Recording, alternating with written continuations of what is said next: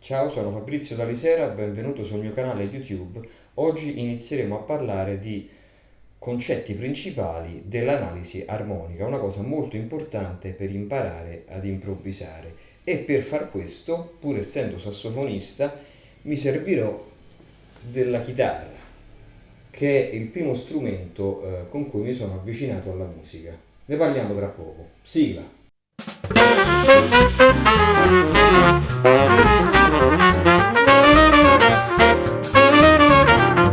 Per prima cosa voglio dirti che se sei interessato al mondo del jazz e dell'improvvisazione, ogni settimana, a volte ho qualche impegno, quindi con cadenza un po' inferiore, comunque generalmente ogni settimana carico un nuovo video che riguarda questo. Possono essere vari aspetti, soli che sto trascrivendo, dischi che sto ascoltando, esercizi di tecnica, esercizi di armonia. Quindi se vuoi sostenere il mio canale puoi farlo iscrivendoti.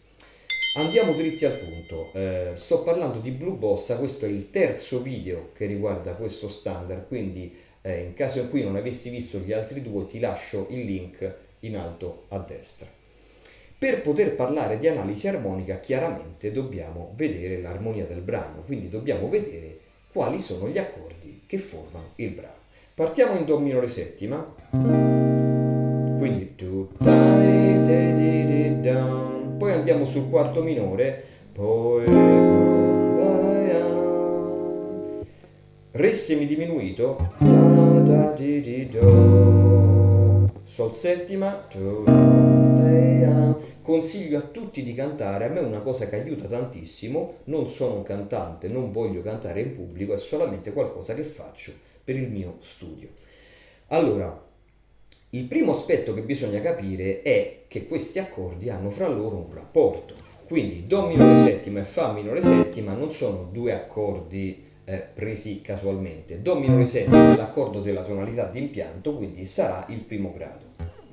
Fa minore settima quindi sarà il quarto grado, quarto minore. Tra l'altro primo quarto o primo minore, quarto minore è qualcosa che trovi in qualsiasi brano, in qualsiasi, forse sto esagerando, ma è sicuramente un passaggio armonico molto comune anche nel blues.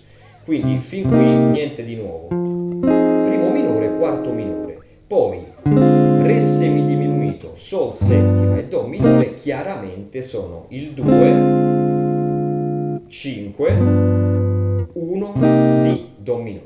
Quindi tutta questa prima parte è nella tonalità di Do minore. Primo minore, quarto minore, secondo, quinto e primo. Dopodiché c'è una modulazione. Mi bemolle minore settima, La bemolle settima e Re bemolle major 7 o sesta. Hanno la stessa funzionalità armonica. Quindi è evidente che qui c'è una modulazione. Modulazione, anche qui se ne potrebbe parlare per ore, però per ora prendete questo concetto molto semplice. Modulazione uguale cambio di tonalità. Prima ero in Do minore, adesso sono in Re bemolle maggiore. Anche qui come vado nella nuova tonalità utilizzando il 2-5-1, quindi Mi bemolle minore settima è il 2, La bemolle settima è il 5, Re bemolle major 7 o sesta è il primo. Dopodiché c'è di nuovo Re semidiminuito, Sol settima e Do minore, quindi di nuovo un 2-5-1, ma per ritornare in Do minore che è la tonalità di impianto.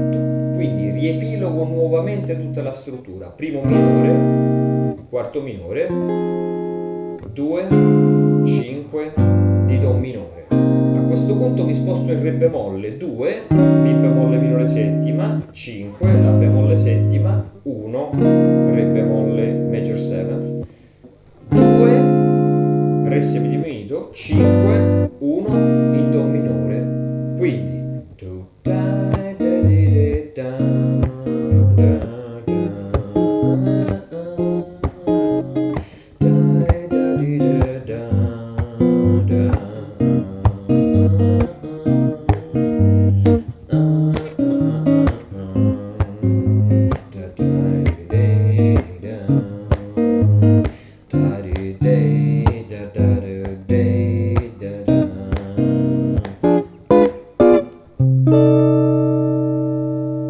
è molto bassa per la voce.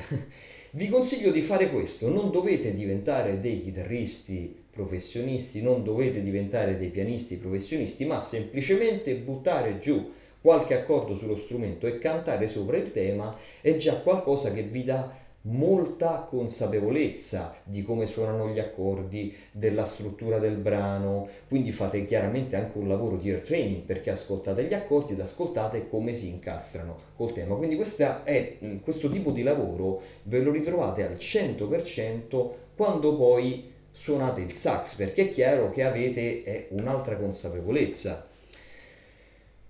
A questo punto iniziamo a parlare un po' nel dettaglio delle scale che possiamo utilizzare. Do minore settima,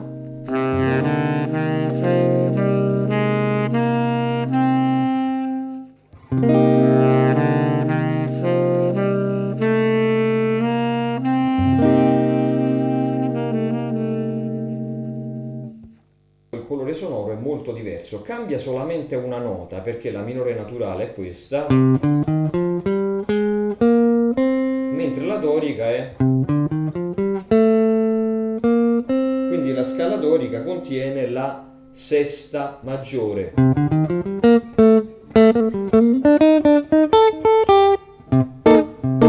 Questo è il colore del dorico, questo invece è la minore naturale.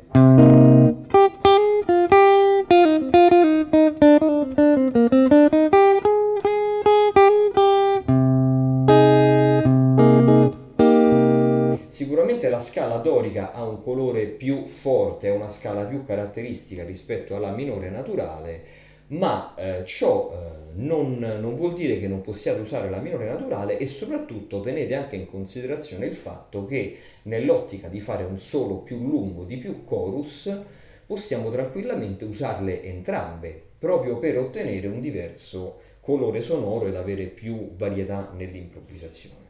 Adesso poi quando andate al quarto minore potete o continuare ad usare Do minore naturale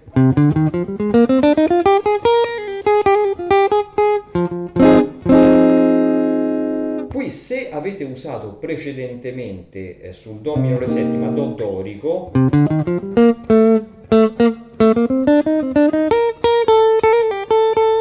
attenzione perché questa nota qui, il La naturale, non funziona su Fa minore che invece ha il La bemolle. Quindi nel caso in cui stiate suonando la scala di Do minore naturale potete suonarla sia sul Do minore settima sia sul Fa minore settima. Nel caso in cui invece state suonando il dorico dovete a quel punto cambiare nella scala di Do minore naturale quando andate su Fa minore settima, anche perché in realtà la scala di Do minore naturale non è altro che Fa dorico. Poi abbiamo il Re semidiminuito, qua abbiamo il quinto, quindi se siete alle prime armi ignorate quello che sto per dire. Se invece avete già un po' di bagaglio di improvvisazione, bagaglio armonico, potete alterare il quinto settima, quindi il Sol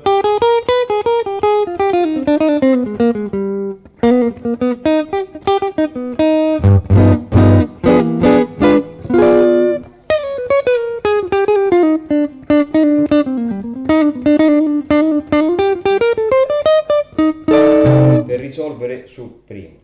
Quindi con la scala Superlocria ho già fatto dei video riguardo a questo, quindi abbiamo a nostra disposizione, in realtà è un argomento molto vasto, si potrebbe parlare per ore su come alterare un accordo di dominante e si può fare anche in diversi modi e con diverse scale. Comunque, rapidamente adesso, altrimenti farei un video lungo mezza giornata, possiamo dire che abbiamo quattro tensioni: la nona bemolle, la nona diesis, la tredicesima bemolle e l'undicesima aumentata per alterare questo accordo.